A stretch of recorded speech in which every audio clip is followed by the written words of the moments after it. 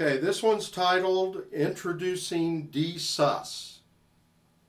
And what Dsus is, it's a suspended fourth chord. If you know your D major chord, add the pinky on the 3rd fret while keeping the other fingers down, and that's Dsus, and it resolves usually back to D. So in this case, we're going from a G chord with that pinky and going into Dsus, and then resolving it to D. So you hear that in a lot of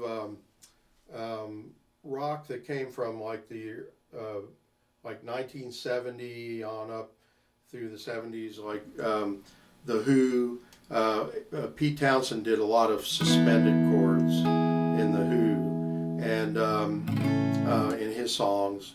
And old piano players like Elton John would do a lot of suspended chords. The Byrds, groups like that. A lot of folk guitarists would do it. You can do a suspended chord on any chord, like an E chord. You can add the pinky on the 3rd string, that's E sus, resolving to E, or you can do, like if you take a traditional A major chord, and then put the pinky on the 3rd fret of the 2nd string.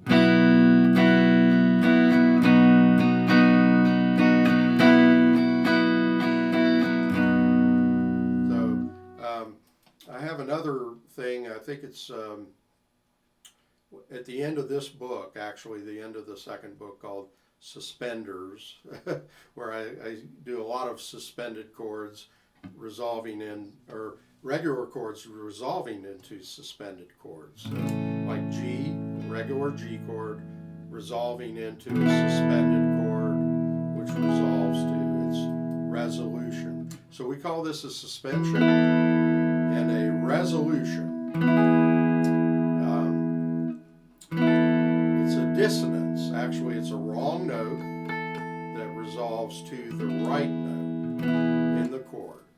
And you hear it all the time, even in church music, hymns, and Bach, you hear it. So it's a very common device for creating a little tension with the dissonance. Feels like it needs to resolve.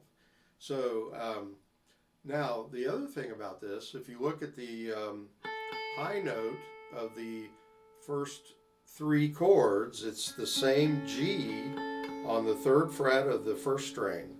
You got a G chord with a G on top. Then we're doing a C chord with still keeping the G on top. And then the D sus. So when you strum these chords, you want to try to bring out the 1st string high note, that 3rd fret, to where it's like a pedal tone, but it's up high.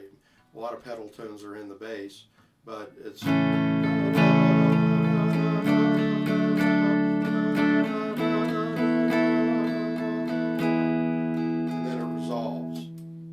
So a lot of piano players do that. They'll hold one note through several chord changes, and guitar players can do it too, but this proves that. So it's just watch out for the surprise chord changes. You'll have the first 2 lines they are identical, and then on the 3rd line it's C sus to D, and then G, and then an E minor with the G on top, and it resolves to the open E minor. So it's like, a lot of people miss that, so you want to make sure you look at that E minor carefully. And then it's C again with G on top. Sus to D, G,